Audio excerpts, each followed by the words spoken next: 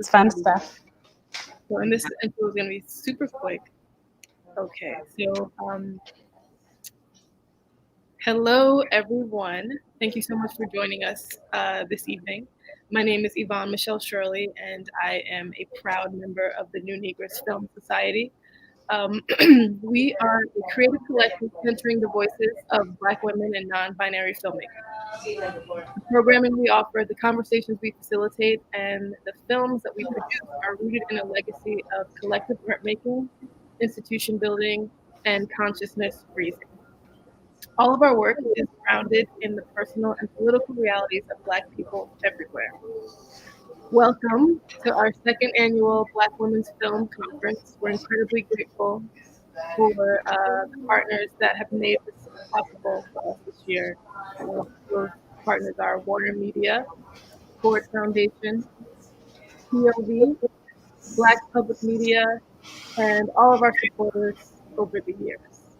So I also wanted to say, before I get into tonight's wonderful conversation, please continue to check out the films that we are presenting during this year's conference. They are available on our website, newnegressfilm.com. Also, please check out next week's filmmaking conversations, and you can register for those on our website as well. So tonight's conversation, Specificity of Place.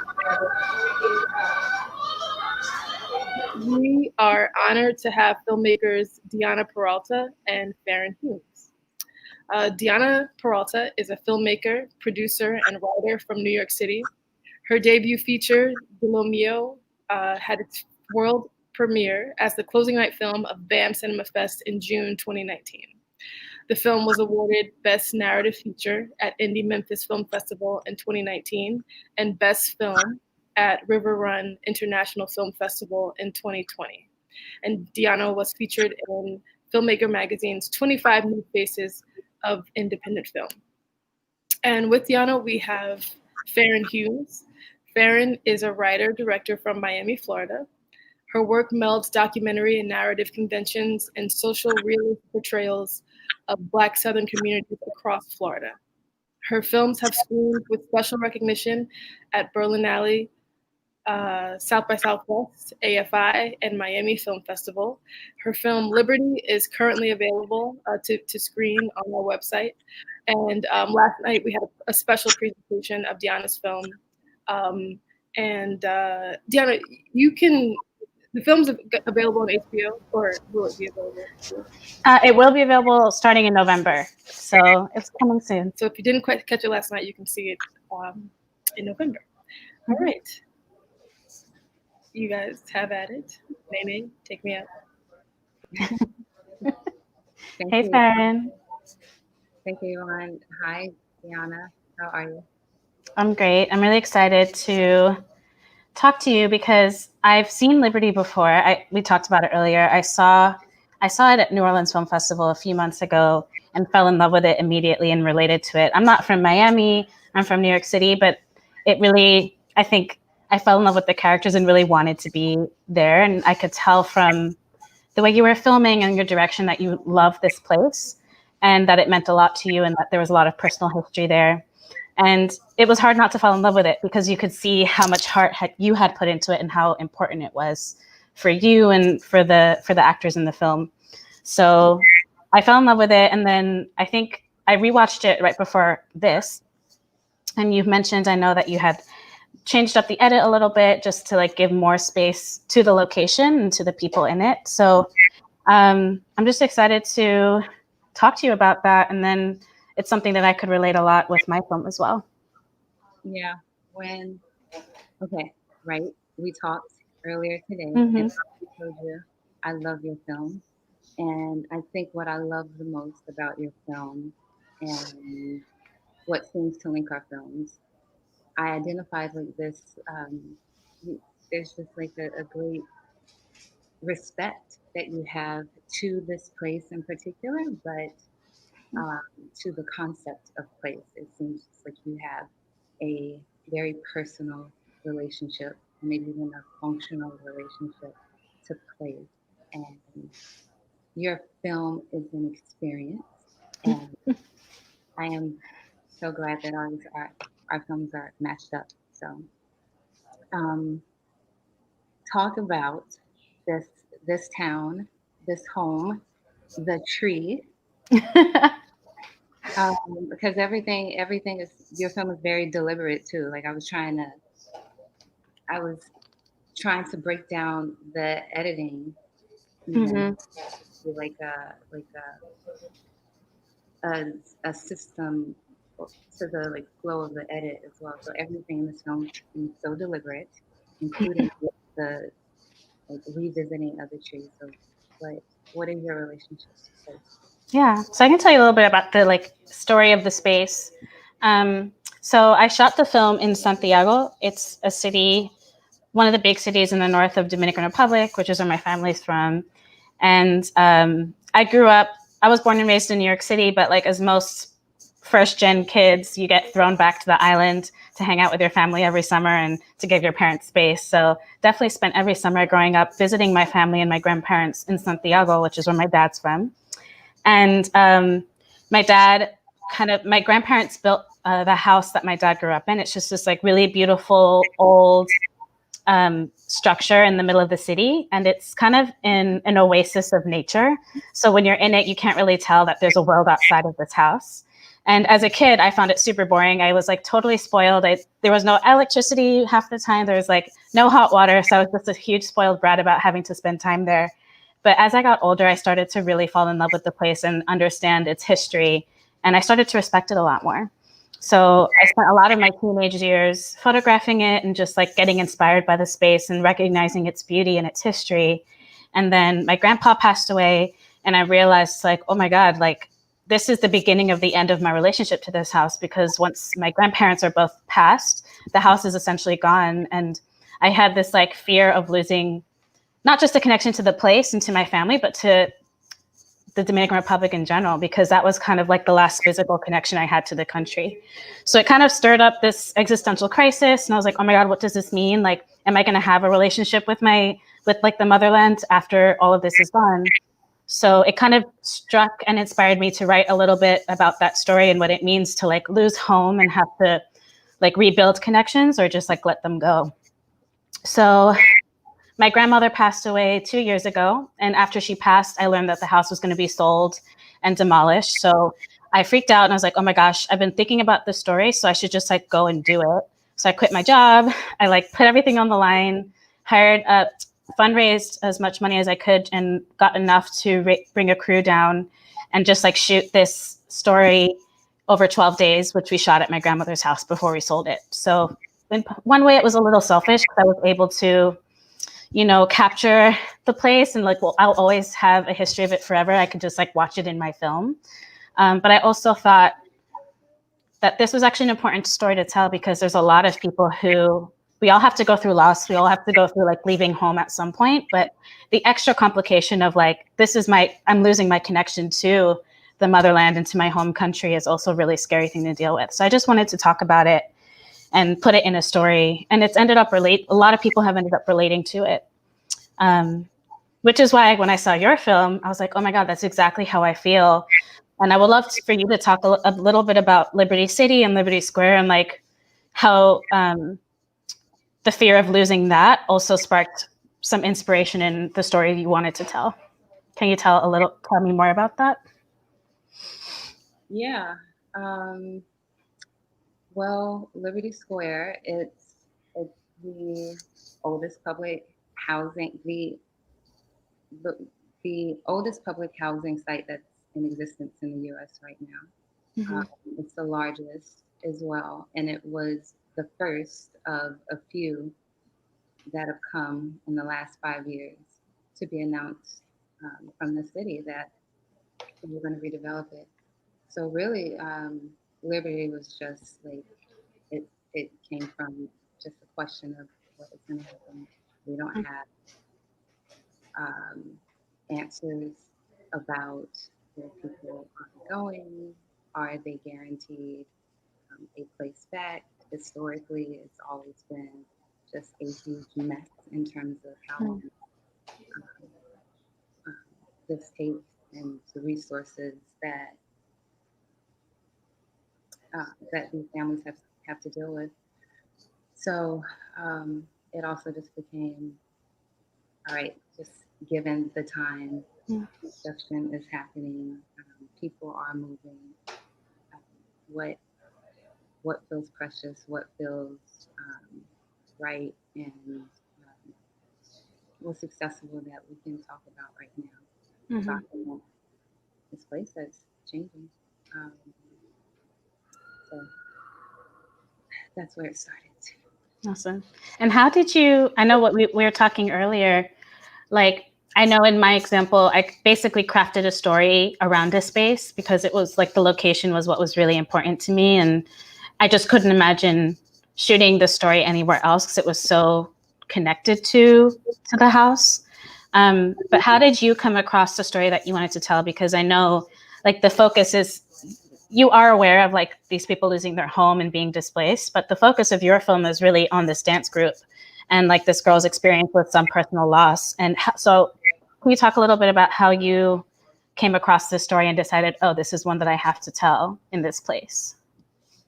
Yeah, it was Miami's first redevelopment project, and like I was telling you earlier, Liberty Square to me is like one of the main arteries of Miami's Bahamian American community, African American community, and the connections run deep. So we just started running about those bonds and what was at stake. I started thinking about separation and what that looked like, and that's where the story of those two friends came from. And I think Liberty's specificity, and why place seems so prominent is just, I guess, respect comes back. It keeps coming back into the conversation. It just never. That just always the natural thing and response for me. If we are telling the story in Liberty Square, we tell it here. We tell it with residents who are interested in the story and the project. The dancers, their dance troupe from the area. So I think in that sense of being just on board with whatever is of this space is what makes it about. And that's what I see in De La Mia. Can we talk about the tree? And oh yes! Oh my God! The intentionality of this below angle shot of this. I think it was the poinsettia, right? Why? What is the significance for that moment of repost for you? It's funny because throughout the film, I think the characters, the sisters, they talk a lot about like losing the house, but also like the trees and the nature around it. And that's like a very real concern because the land is more valuable than the houses in real life at this point. So we already knew that the plan was to demolish the house and like sell the property to be developed into like some building or something like that. So when I heard about that personally, I was heartbroken because my grandpa, like when he first like bought that land and built his house, he did it all around the tree because it's called a flamboyant tree. I don't know what the word is in English, but it's a huge tree and it like grows the most beautiful flowers on it. It's like these really red, gorgeous flowers. And that tree has been there probably over 100 years at this point. And my grandpa, when he started building that house in the 40s, he knew that he was never going to touch that tree and he was going to let it thrive and grow into what it is today. And when I found out that like with the house goes the tree, like they're going to tear it down, it was just like something that broke my heart because it's just you can see how gentrification can just really erase the history of a people, but also like a land and a landscape. And it's just like, it was just so tragic to me. So I wrote it in that the characters talk about it a lot, like, oh my God, what about the trees or what about the nature? Like what's going to happen? But I never planned to shoot like this 5-minute canopy shot. That just happened spontaneously. And my DP, Tim Curtin, who's incredible and super awesome, really talented guy. Like, we just made sure to give each other time to explore things if we thought they were like beautiful or interesting. So it was actually, we shot that right before we shot the last shot. So it was like the last day of shooting. I was waiting for one of my actors to come down in wardrobe. And we were just standing around waiting, as you do when you're on set. And he was like, oh shit, this looks really beautiful. So he just literally like turned the camera up and we all got quiet. And he just had the inspiration to just get this like really beautiful, slow canopy shot. And I was like, oh my God, this is so beautiful and important. Like, and the things that I wanted my characters to say just come across in just this one shot. So it was very spontaneous, and it ended up kind of being in the center of the film when we like dropped it in the edit. So it gave it a lot more weight than I was expecting, but he had a really great instinct to capture that. So I give him a lot of credit for it. But it's just like super beautiful.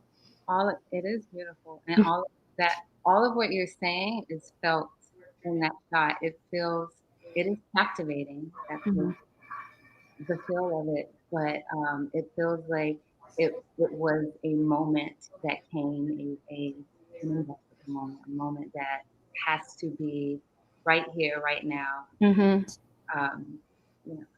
Stand in reverence of this treatment. Yeah, it's definitely meant to be. Like, if we hadn't been there in that exact moment in time with that spare few minutes, like we would have never captured that. So it was kind of magical in the end. And we got it in like the last shoot day, like literally the last day we were there. So I'm so grateful that we captured that little moment because it means a lot to me personally. And in the edit, we like definitely debated. I debated with my editor how long we should let it live. And he actually pushed me to let it be longer. I was like, are we going to start pissing people off if I make this like longer than 30 seconds? We're like, no, let people live in it. Like, it's very refreshing, like moment of peace and quiet in the film. Like, just let it happen. So we definitely pushed it as much as we could. When I encountered that in the film, because you open with, this enduring shot, which sets the tone for the film, but it's when it got to the tree, where I was, oh, this is a different thing. This is going to be an experience that wants me to be here.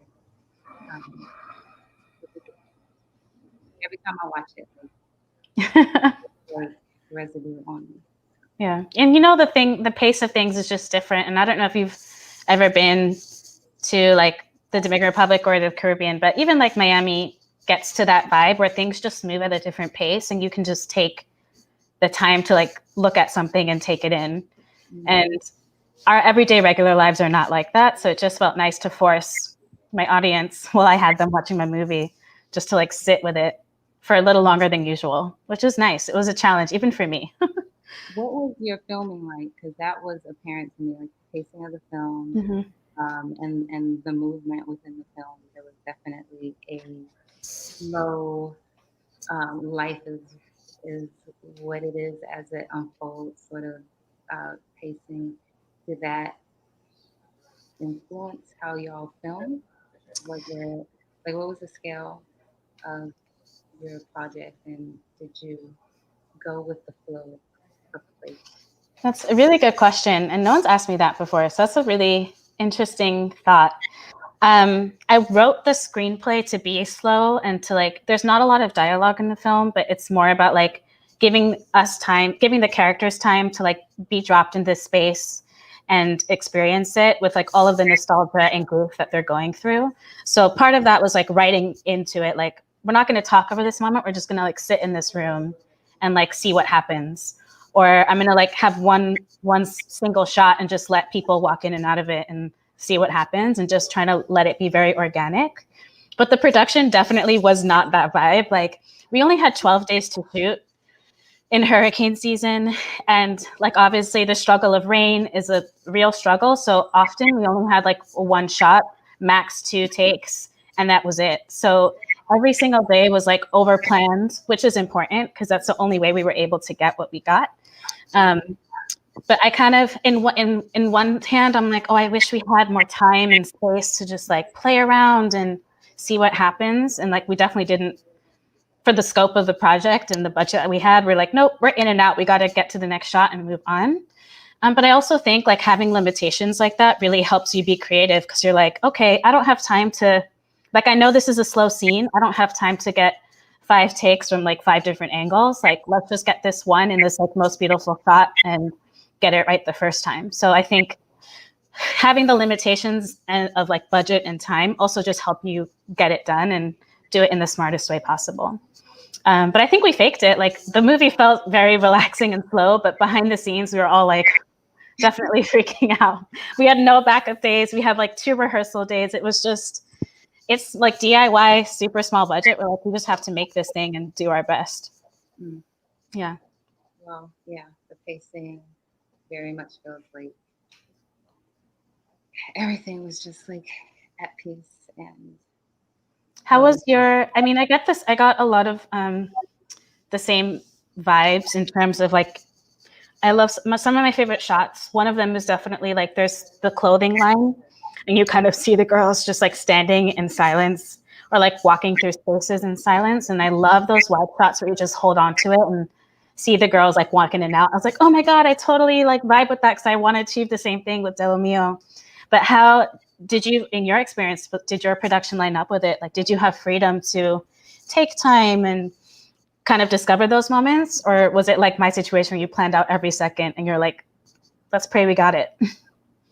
Yeah, it was for the most part a traditional set where every day we had a general, a pretty close idea of the scenes that we wanted to tackle. Mm-hmm. And I mean, and that's about it, because within those scenes, we place the characters there, and they do they deal with the context of it. So, the clothesline scene. So, in terms of things being hectic, yeah, we were very much on. We had time constraints. We were dealing with minors, so limitation as well. But just as you mentioned, that having to have that constraint definitely me to think about what was most essential for each scene, each scenario. What was the crux of what was most important, and where would that most important take place? So, like, I think the least amount of time we had for a scene was what happens to be well, not my favorite, but the scene that makes me feel the most. That sort of like dark tunnel scene where all these like going through all of these boxes, and Alex is walking through the corridors, and they have this tension banter between the two of them. We had about 40, 45 minutes, and we didn't know. Had we known, I could work with 45 minutes. I didn't know this, but it was one of those like, hey, I'm off the clock at 5. No, you cannot pay extra because I'm off at 5. So it caused us to think about what was needs to be. And that scene, like, the camera is where it needs to be to witness that very intimate moment where we're observant, and we're non-destructive of a very personal manner. So I think it was just like sort of just like being in the moment and feeling it. All of that was like palpable in the moment. Like, give y'all some 5 feet. So. I actually want to talk about that scene because I noticed, like, you can tell there's tension between the friends when she goes into like look through the boxes because she's looking for like the stuff that was in the memorial outside of the building, right? Is that moment? Yeah. And you see, like, she kind of storms in and starts looking boxes, and you know they're not supposed to be there because the friend is like very hesitant to come in because she's worried that they'll get in trouble. But I also get the sense that like she was also afraid of like the anger that her friend was projecting, and she wanted to give her space, but also just try to be supportive. And then that scene ends with her just walking away because she kind of gets frustrated about her friend misplacing her anger on her. And I thought that was really interesting. And I know we don't really get to know a lot about what's going on in like the facts, but it's not necessary because you can just get it across with how you place them literally in frame. Like you see her friend just standing at the door, hesitating. The girl's at the box, like waving for her to come in. And then there's like this weird unspoken tension. And I thought that was just so brilliantly done because not a single word was said, but you get the sense that like, oh, there's something really going on here, like under the, like, you know, deep down under, there's something that's not being said here. But how did you decide? And I know you said like you had not that long for that shot, but what was your process in terms of figuring out like, okay, like was that rehearsed or was that just like a spontaneous moment of like, okay, we're going to use the location to explain the tension between your friendship right now, and you're going to stand at this door and you're going to stand at this wall? Like, how did that come up, or was just that like spontaneous magic that worked out? Well, I mean, the scene was written of them being in this condemned home, this home that was taken back. But from there, like in terms of their placement, or I think I may have asked or pressed Alex on her, what would you do if you were in this space, the space that you may have lived before and visited before? What it has reopened. What and you have the will to do what you want. So that's how it ended. That's cool. Yeah. Hey, Faren, I'm reading that your volume's a little low. If you can speak up a little bit or get closer to your mic, that would be amazing. Okay, I'm gonna do both. So that sounds good. Yeah. Let's talk about. Can we talk about the first shot of your film? Yes. So this was written. So like you said, with the tree that keeps coming back, that is sort of like the vein of your film, and that just came up out of being in the place. There's a reverence in that introductory shot of your film as well that feels very much of like, I have been in this place and it has to be expressed in some way. But strange if you write it, or it was written, or how did it come about? All the way through it. Yeah. Oh yeah. So that scene was definitely like written exactly in that way, because that's just the routine that my grandma did in the morning. She would like go to the living room, open every single window, and like I remember seeing it happen and just being so in awe about like the lighting and how the light would just like shine into the room and illuminate the space eventually. So I knew I wanted to capture that, just like that moment, and I wasn't sure at what point that would be coming into the film. Originally, when I wrote it, that was later on, but my editor, who's a great friend of mine, we went to film school together. He was like, this should be an opening. Like, this is a strong image, and it also gets the sense that like it's a great introduction to the space and to the mood of the film, which was like a brilliant idea. And I was like, oh my God, yes, smart man. And I didn't think about it that way, but I think because it's his first time opening the house in a long time, you can see like how dusty it is. You can see the spider webs, but you also get the sense of like a change and a transition happening through how the light comes in. So it's like it's just like, it started off I just want to shoot this really pretty thing, but it ended up having a lot more meaning after we captured it.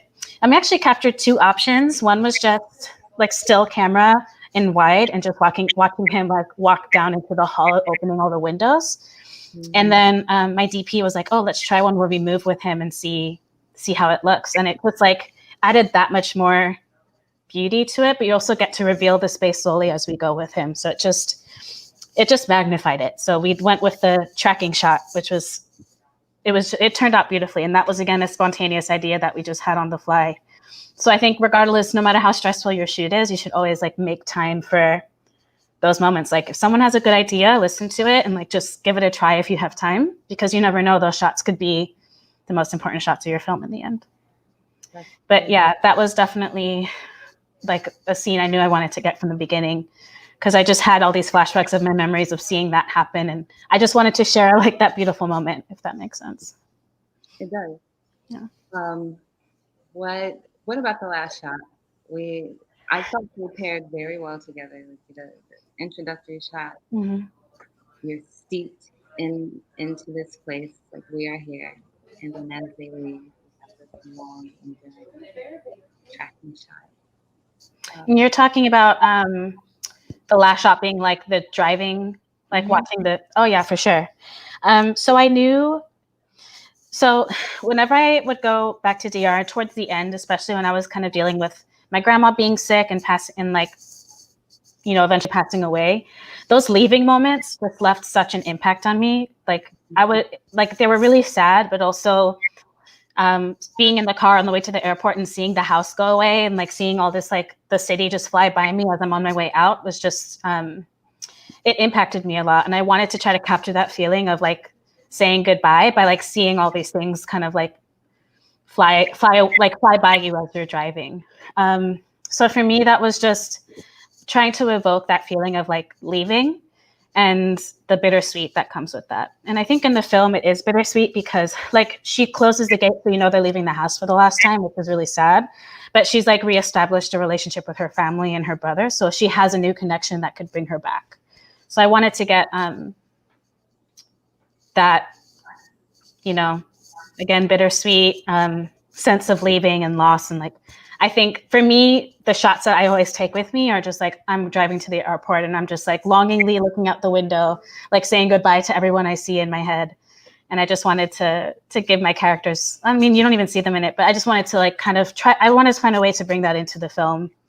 So I think we ended up just cutting a lot of those driving shots together, and that was like our exit out of the story, basically. It feels great. It definitely feels. I feel like I am with them as they were journeying back after a loss. I definitely felt this was like a mourning experience of of this house, and Yeah. I felt its death when the burglary happened. Mm, It's like when I witnessed that, I was like, oh my gosh, this film, like the protagonist is this house, and for we're sure. compromised right now. That's awesome. I actually thought we could talk a little bit about another thing I loved about your film is that you worked with a lot of non-actors and you exclusively worked with people who are from the place. So, because those experiences are authentic and that's just what they know, and they'd be the most natural people to like tell the story.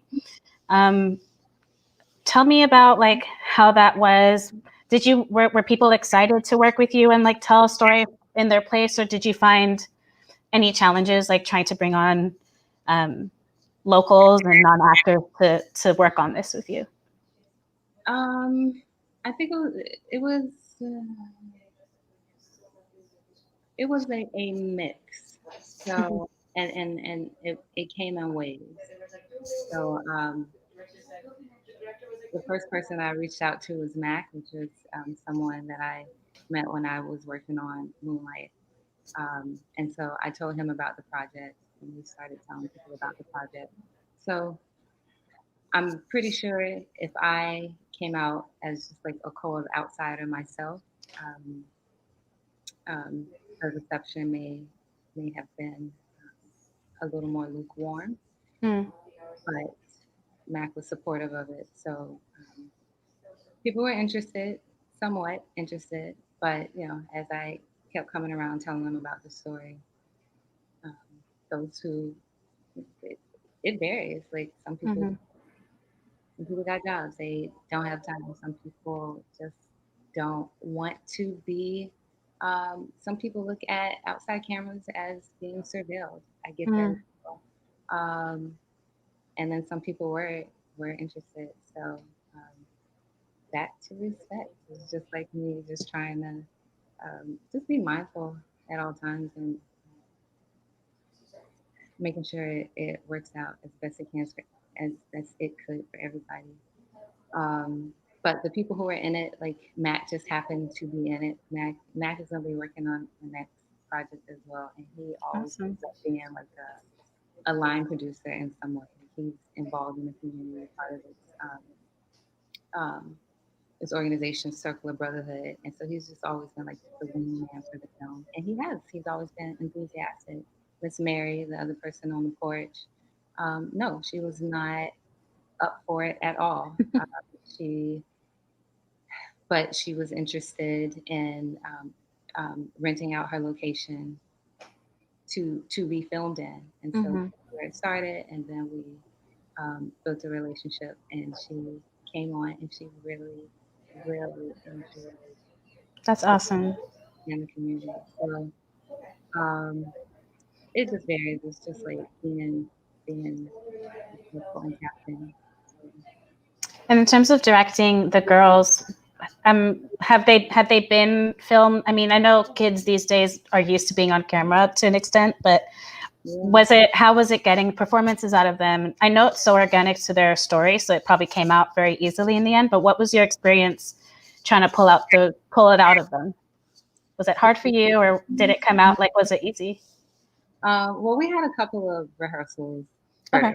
first of just like putting them in adjacent scenarios, so I could see, okay, when Loggie's hot, she responds this way. I can like see what would happen in this situation.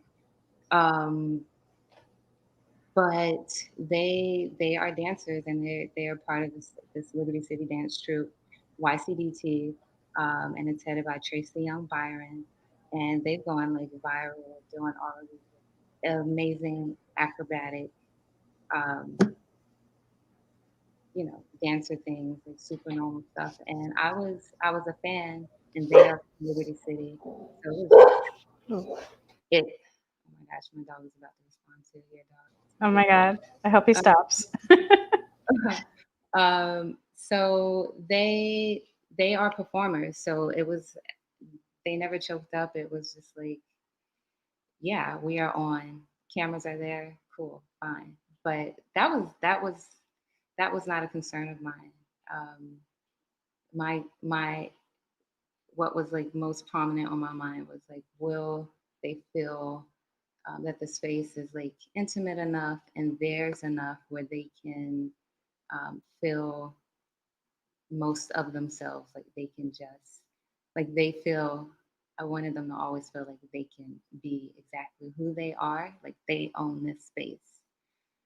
And they did. They didn't let any camera, no foreign people like knock them off of themselves. So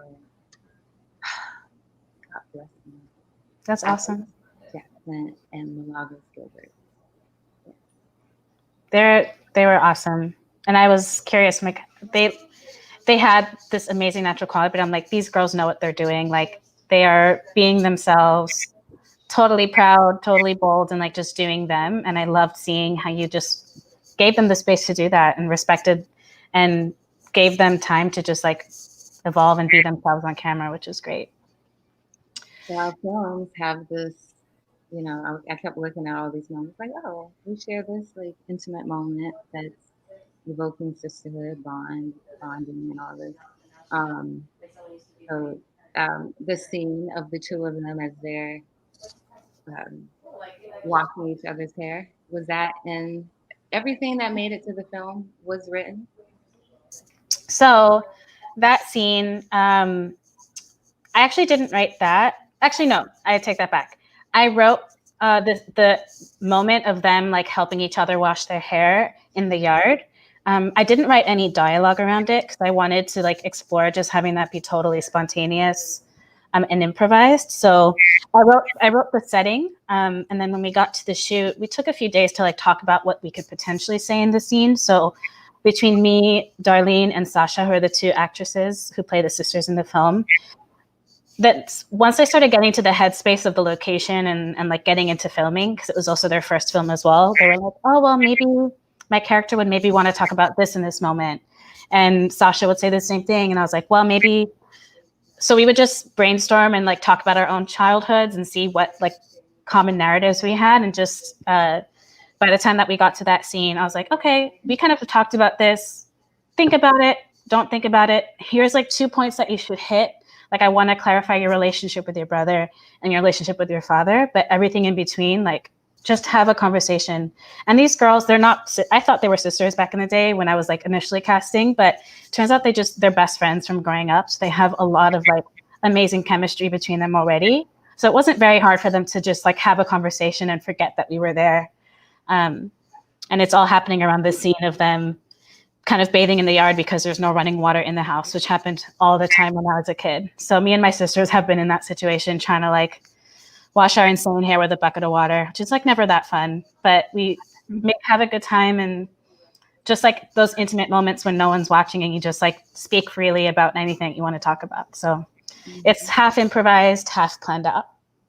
So I think that we have that same, like a similar process of, okay, this is the scenario and you do what you want within the construct of this scenario. Exactly. And where I think, oh, sorry, go ahead.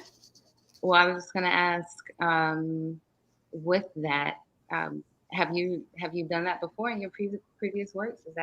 Is this how you typically work? Just scene by scene and giving characters the freedom to do what they want? Yeah, and honestly, De La Mio is the first thing I've ever done, so it worked out perfectly in this situation. I haven't done a short before. I like went in, like I kind of skipped the short phase and was like, well, I'm going to drag a crew to the Dominican Republic. I might as well just try to get a feature out of it. And that's how it worked out in this situation. But I think because I found Sasha and Darlene aren't from the girls who play the sisters. They're not from Santiago, but they are Dominican Americans who are also first generation like me.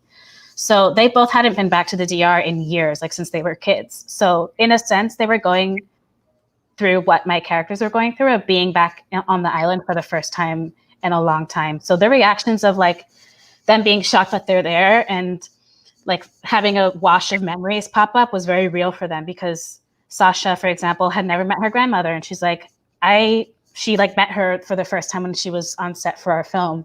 So a lot of those like first reactions and feelings of like, what have I been missing all these years and what am I losing were very real for them as well, even though they weren't living my life and that wasn't the house that they grew up in. And I wanted to make sure I captured that. And like the easiest way was just to be like, hey, you haven't been to the DR. How do you feel in this moment? And they would be like, I feel so happy to be here. But I'm like, where have I been this whole time? Like, great, use that and just talk about it. So I knew that they would be going through a lot of the same emotions that my characters were going through. So it would just come out naturally. So it's a matter of like making sure that you're getting your narrative across and making sure you're hitting like the important lines and the important moments, but giving the space to also let your actors put a part of themselves into it, especially when you're casting people who make sense in the space and who are locals to the space or who are actually going through what their characters are going through. It just makes sense not to like overly plan and, over like hyper manage what they're saying. I was like, if you want to forget about saying the line that I wrote, that's okay. Try it differently this time and do it your way and let's see how it goes. And I think giving room for both was really helpful and got us to the performances we needed to get and like help obviously get across the narrative that we wanted to get across. But yeah, I mean, it worked for me on this one. I think it was really fun for me and for the actors because they had the opportunity to be spontaneous and be themselves. So it's definitely something I want to keep playing with and trying for the next one. I love it. Freedom. I know we have 15 minutes that we want to like open up for Q&A, but before we get there, if I can take 2 more minutes, because you said something really interesting when we spoke this morning about your editing process and the process that it took for you to get to the film that you felt was like what you had in mind. Like, do you want to talk a little bit about that experience and what compromises you felt you had to make and like where you wanted to pull back the story and make it yours? Yes. You can just, I'll do the Cliff Notes version because I Yeah. know about your editing experience too. Well, yeah, so the version that the new Negresses are showing is the director's cut, the second, excuse me, the second version of the film that came after having the film produced and edited under Film Independence Project Involve Artist Incubator. And with that, you have to work with people outside of your community, people who might not know it. The only stipulation is working with current and past fellows. So at the end of that process, I just felt like the film that we arrived at was not, it wasn't it. It was I wanted more time. I wanted more unbroken time. I wanted this space just to dwell in it, just because, not for a point. I'm not making a statement. Like, I just want to do it. Um, there's nothing beyond that. Period. And it was always like a battle. So Mm. from that, and Kathleen Fontange actually edited the director's cut. I gave her the footage, and she didn't see the script, and this was the start of it. This was the genesis of something new, and we just get to dwell in it and sort of just like play with it. You want to talk about your editing process before we?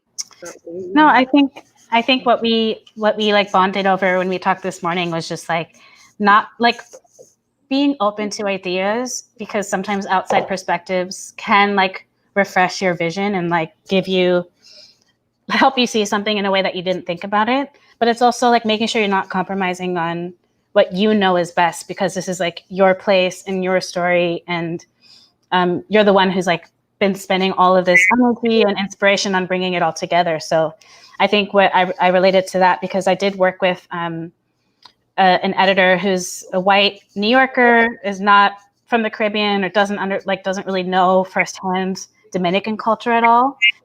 But I did love his editing style, because he was a more experimental and open to pushing boundaries and like staying on a shot for 5 minutes if that's what you want to do. Like, he was definitely open-minded to that. And he did bring a lot of amazing ideas, like opening the film.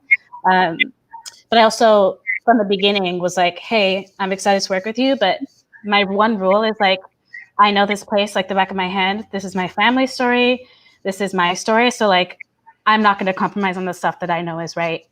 And there were a lot of battles about like, oh, you're talking about a Dominican thing again. Like, how important is that? I'm like, that's literally the point of my movie. Like, is about identity and like this place and these people. So yeah, that's 100% important, and we're not cutting it.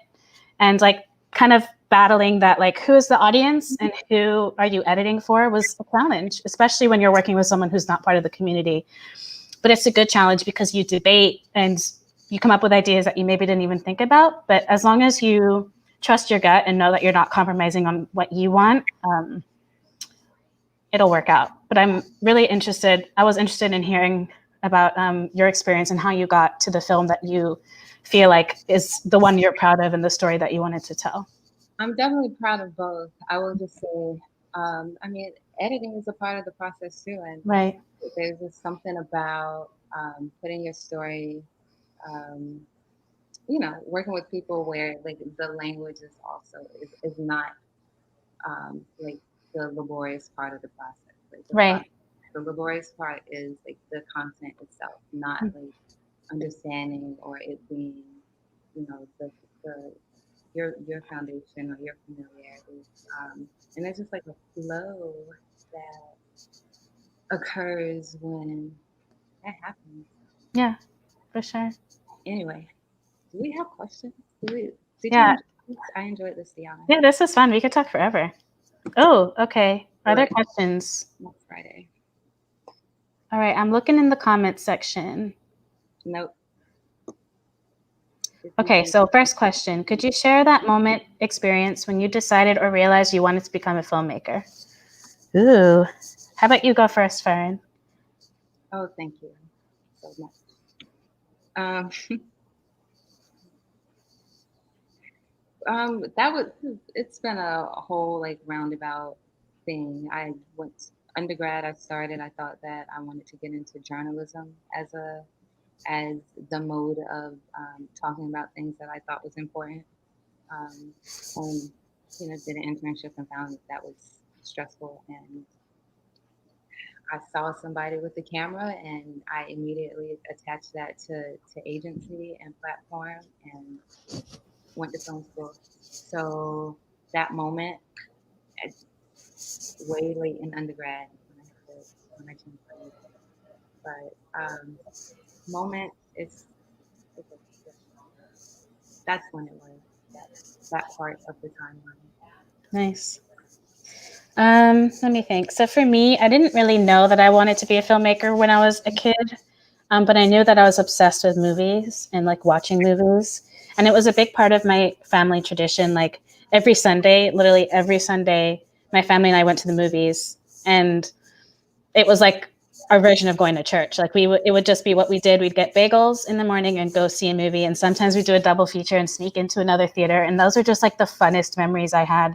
And I saw some of the most amazing films I'd ever seen that I didn't realize were influencing like what I liked about storytelling and art and what I liked about cinematography. But I went to college thinking I was going to study art history.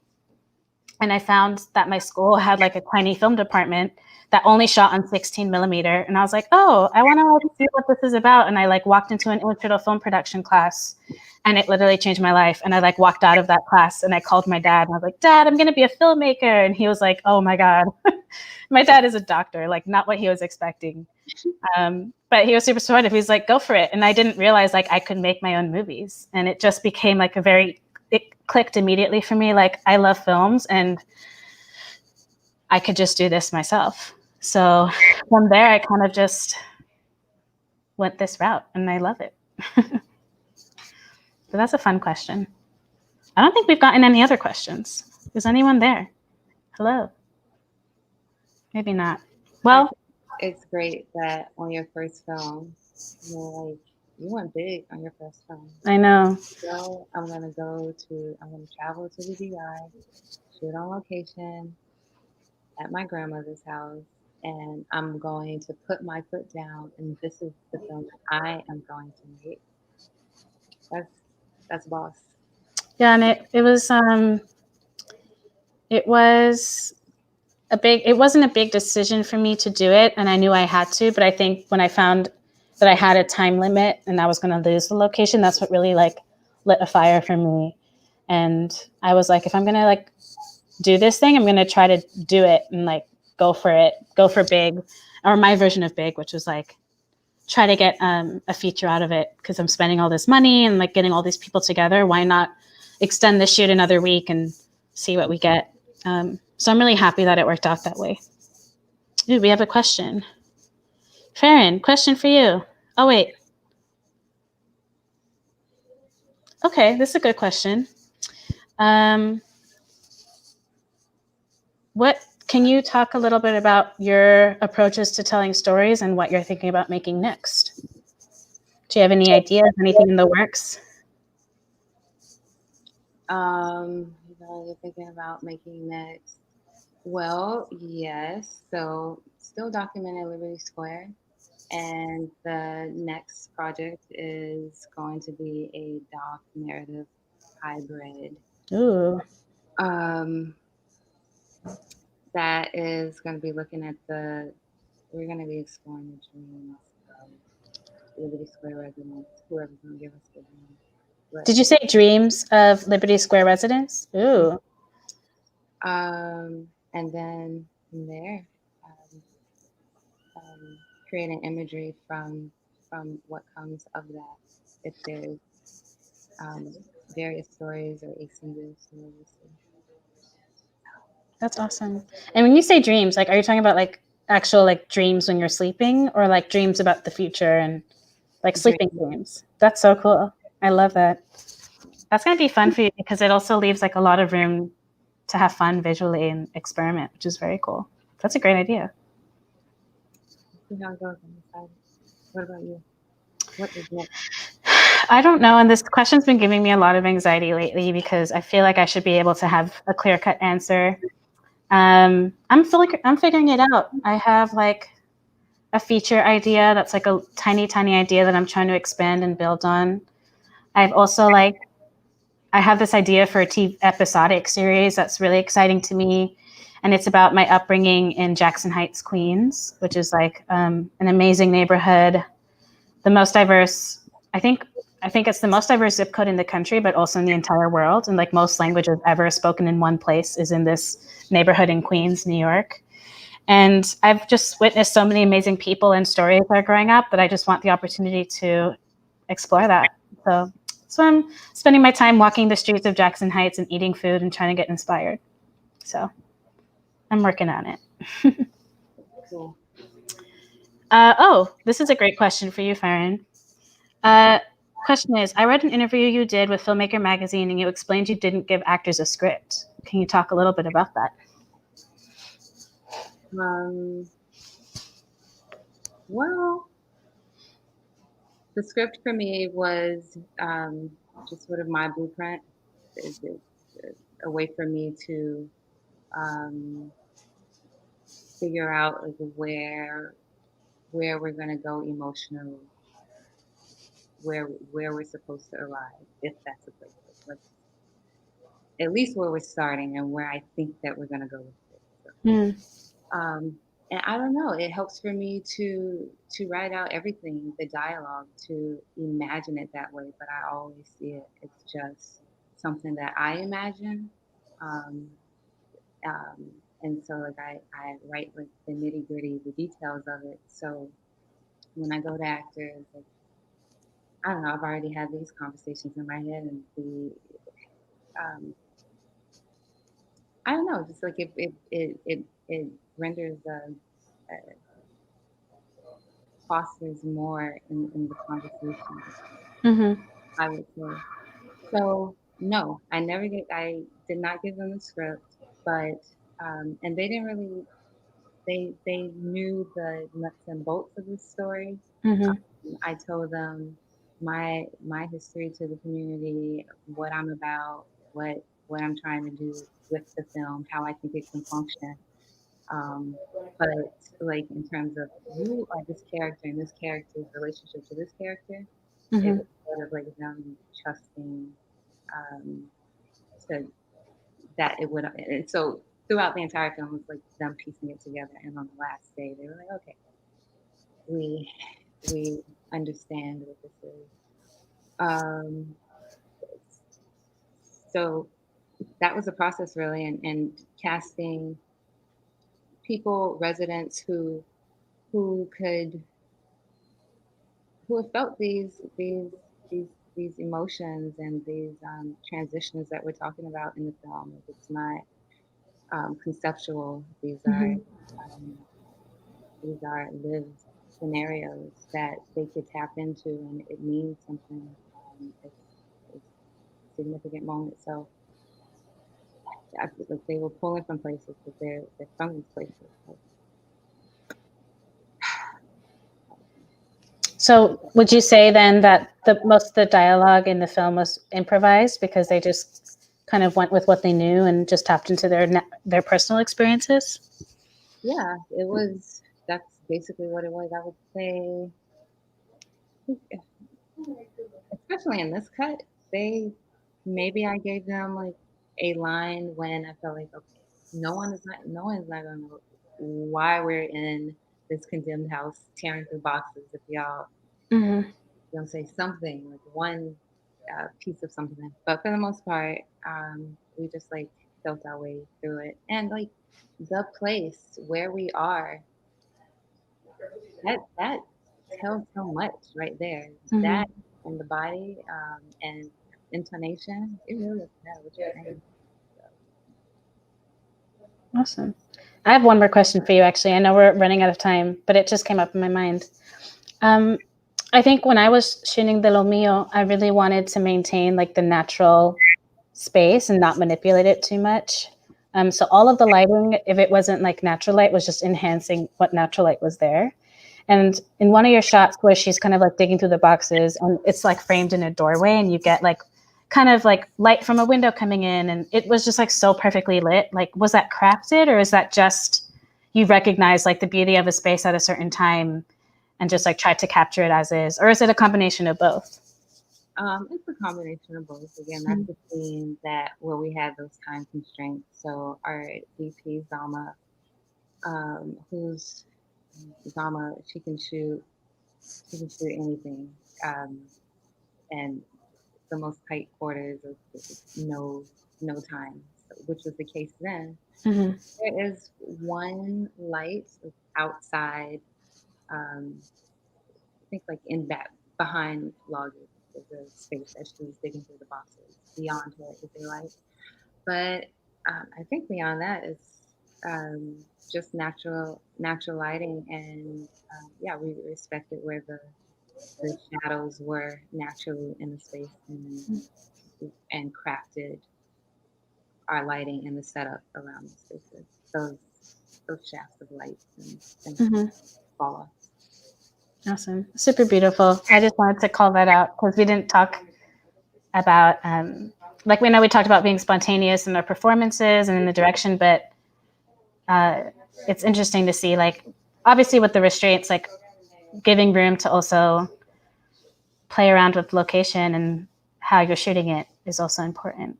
But You do that too. We have, okay, another similar shot is that shadow shot of just like, just like a bare wall. And I don't know if anyone is crossing, but it's just like dancing, flickering shadow, this barren room. It's so simple, but it's the simplicity of the context of this that made it so. And yeah, I guess that's the same thing with where it is an empty place, but the reflexivity of a shadow in an empty place is very nice. Yeah. Nice. You too. I don't think there's any other questions, and we're also out of time. But this was super fun, and I want to call you tomorrow and talk more about this. So I'm sorry if I do. No, please. I enjoyed you. Thank you. Thank you so much. I'm so glad our films got paired. And I would like to think that they're like sibling movies who hang out together and like just talk about life and just chill out and exactly sky and trees. Exactly. Thank you to the New Negresses for providing this platform for us. I appreciate it, y'all. Seriously, thank you for having us. You guys are the best. And everyone keep watching movies for the next few weeks. They're all amazing and brilliant and such a talented group of people. Thank you for whoever watched this. That's so kind of you. Okay. All right. Good night. Bye, Jen. Bye, guys. Bye, Faren. We'll talk later.